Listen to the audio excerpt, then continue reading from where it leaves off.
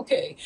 Now, I did notice, I think in my last reading, that my shadow was falling onto the wall. And since I don't really film myself for personal reasons of that was kind of a hoot. I saw my big old bun, like cocking up the wall up here on top, cockeyed.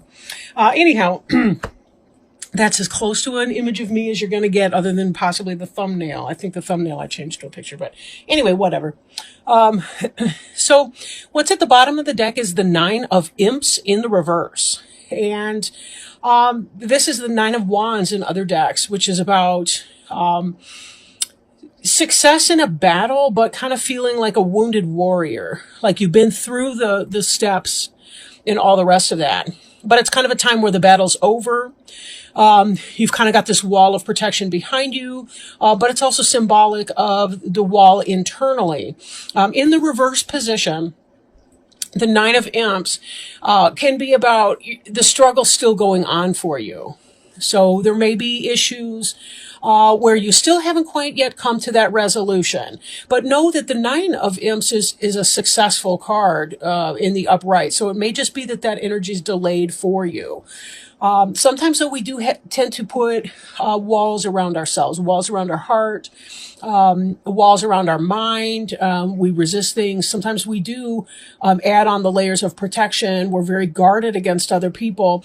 Be careful not to judge the future by the past or by people from your past when you do meet new people. So anyway, just a little note on that card there on the bottom. Recent past tense. Wish fulfillment. You wanted something. Something was coming in for you. You had some kind of, it looks new information. Truth, right? We also see the King of Bats. Now, the suit of bats in this deck is swords. That's air. So it could be Gemini, Libra, or Aquarius. Not necessarily, but it could be somebody who's intellect. You know, they got a sharp mind, that you appreciate and respect. But somebody told you the truth in a situation, and that enabled your success in a way. Like it kind of led to you getting what you want, or maybe the air was cleared on something, in a way that you liked. Example, if you were interested in somebody romantically, they came forward and told you how they felt and that they like you too. Or if it's in a business, it's that you were looking for a new job and your new supervisor called you up and said that they like what they see and they want to offer you the position. Take that as it resonates. Bats is air. Ghosts is spirit or emotion. Or it's usually some kind of a combination of the two, spirit and emotion. So, you know, again, could be either way. Could be either way, right? Over here, we have the Ten of Ghosts. That's about spiritual fulfillment and joy. And in fact, it's a natural progression from the Ten of Ghosts. From the Nine. We see the Nine, you get what you want, but this is kind of a solitary type energy, the Nine. In fact, the Nine on the bottom of the deck too, if you'll note. Let me hold that up real quick.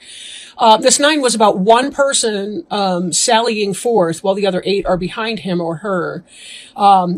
Nines tend to be about isolation, but it's well grounded in that sense. Like 3 is one of the most stable energies. Like if you think Euclidean geometry, 3 points always make a plane. So it's very stable. So like if you have a 3-legged tripod or a 3-legged stool, it's always very stable, even if the legs are not of equal length. You add a 4th leg, and then sometimes it can be rocky because it's really hard to get, you know, all of those to line up, but you're also jockeying back and forth between 2 triangles.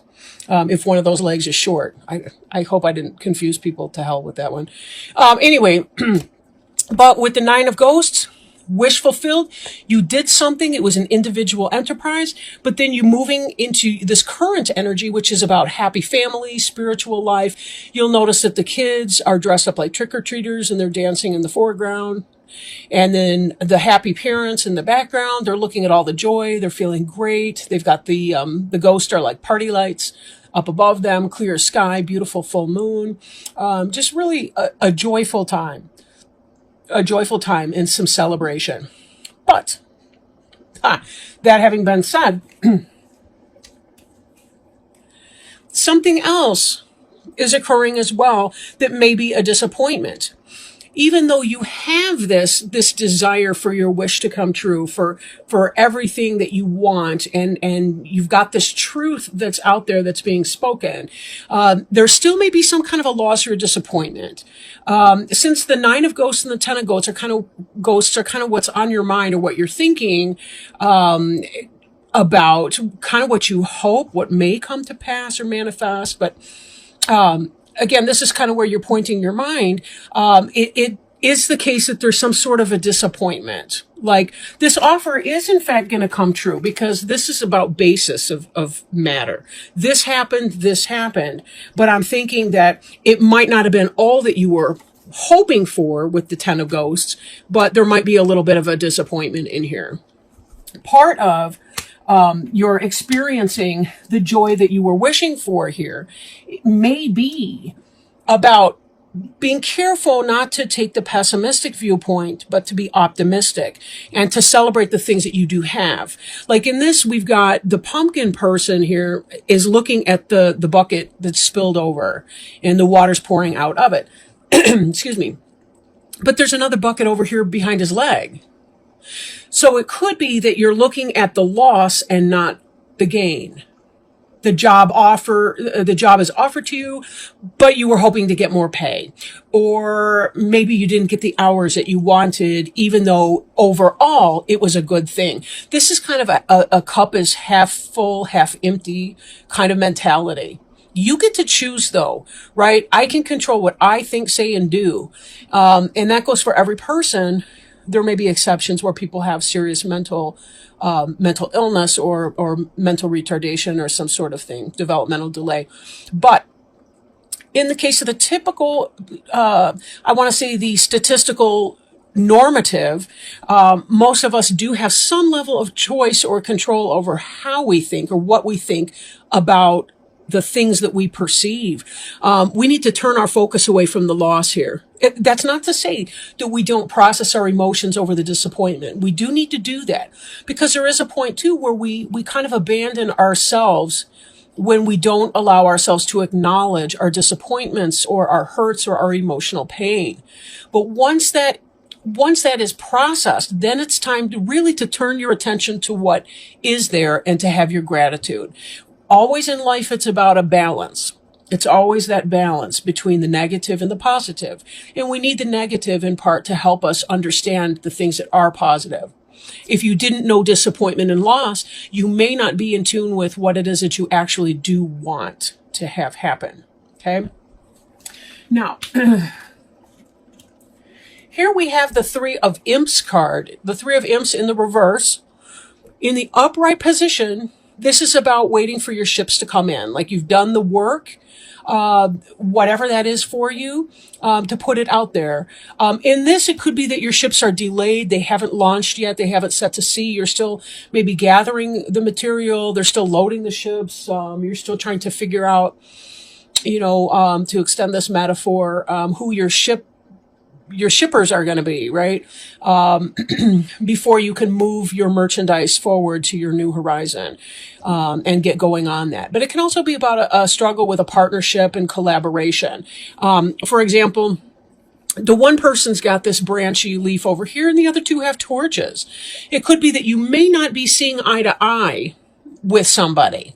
But typically this card does indicate that there may be a delaying of something that you hope to come forward. Example, maybe you were hoping that with this job you would have everything and all the things that you wanted, including a happy relationship with somebody and all the rest, but you're finding that there may be difficulties here. For some of you, if it's about a relationship, it could be that the kids aren't as excited about your new love affair as you and your new partner are. If it's a business relationship, again, it could be that you don't get the hours you want, or maybe the pay's not exactly where you hope it will be. Something like that. But there is a sense of you waiting for what it is that you want. You're waiting to get to the 10. You're hoping for the 10 and you're waiting to get there. You're not quite there just yet. Now, in the future tense, what's on your mind or going to be on your mind is more of the disappointment focus. Okay. This is kind of about being left out in the cold on the one hand. On the other, you'll notice that this trick-or-treater, the bigger one, is holding the hand of the child hurrying through the snow, that the kid has lost his or her trick-or-treat candy, but the bigger kid doesn't even notice and keeps dragging the kid along. The kid can't even stop and collect his candy back. So there's a sense of loss and disappointment, which kind of ties us back in with this 5 of ghosts. 5 is about transition and change. And a lot of times it's about the first part of a change, which is the death, right? A lot of times we have to clear symbolically, right? Through a metaphorical or symbolic death, we have to clear something away before we're ready to make space for the new. In so doing, there's that feeling of disappointment which comes through. This card here is at the center of your reading. It's that disappointment. What's in your future on your mind is the disappointment. How long this disappointment lasts has everything to do with how you allow yourself to feel that disappointment and to process that. But once you're done with it, don't live in that energy. You have to clear it and move on. How you clear it is unique to you, but it could be meditation, bubble baths, physical exercise, continuing your job search, maybe starting the new job, but then, moving on like that, or just working through, pushing through the discomfort until you get to the exciting part of the change, which is where you can either learn to accept what's lacking, or you can find a new way to bring yourself to the point that you have what's lacking, that your ships do in fact come in.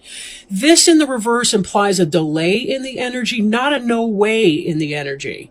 Okay, so remember, it's a delay, not a no way. And then also moving forward, we see 4 of bats in the reverse. And that could be about, maybe the universe is trying to tell you, you do need to meditate and find your center in your calm place and your patience place. And patience can be really, really tough for any of us, really. But this is that sense of going within and restoring yourself. And if you're not allowing yourself time and space to do that, that can negatively impact your moods and your sense of disappointment and all the rest. So be sure you make space for that. Now, the Knight of Bats in the upright can be about fast-moving energy, fast in information coming in, intellectual stuff, rapid change. But in the reverse, it can indicate a slowing or a delay to that, which, again, we're seeing this delay played out with your 3 of Imps in reverse as well. You have some truth, some knowledge that's been coming in. You know something for a fact. And yet there's an unrest internally with you, Aquarius, as you're trying to wait for this thing to happen. And it just doesn't seem to be doing that.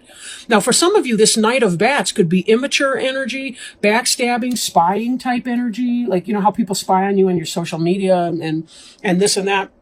It doesn't have to be, negative, criminal negative, but it can be that kind of energy if it in fact represents a person. But just based on the other cards that we're seeing here, it really kind of feels to me like you get some of what you want, but not all of what you want. And part of what you're doing in the first half of November is trying to be comfortable with the fact that it just didn't happen the way you were hoping for it to happen. Now, let me shuffle our Sacred Traveler Oracle cards, and I'll show you the box, because I know a lot of you are interested in Oracle cards and the different decks and things like that I work with. The main deck that I've been working with today is the Halloween Tarot, personal favorite. Love this deck. And if you're familiar with the Rider-Waite tarot deck, the Halloween Tarot is really, really easy to follow. But I did order the book. It comes with one of those little booklets in the box, but you can order like a larger explanation book. And it's really, really great to read it, especially about the major arcana cards, because the artist and the artistry, the imagery, all the rest of it really helps to fill out a picture for you of what's going on. But moving on to the Denise Lynn, and I will read you the excerpt about whatever card comes out for us. So slowing down and slowing myself down. Oh, beautiful card. This card is protected by angels. You are cherished by the angels. And give me just a moment to find it in the book here. before we can find out how they want to explain that to us today. That's a wonderful message, really. You are cherished by the angels. You are blessed. Immense blessings from above are showering over your life. The angelic realm is only a thought away. Angelic intervention is available to you at all times. Simply be open and you will feel their presence. This is the time to spread your wings and soar. You are so protected and so safe. The sacred traveler wants you to know sometimes it might seem that you can't see the road ahead, but have faith that by your side are shimmering angels supporting and guiding you in unseen ways. Watch for their signs, especially in the form of feathers. There is a sacred plan for your life. Your life is guided. The angelic message is that you are going in the right direction and everything is unfolding exactly as it should be. When you receive this card, it can also mean that you are an angelic healing force for others because the light within you is so bright.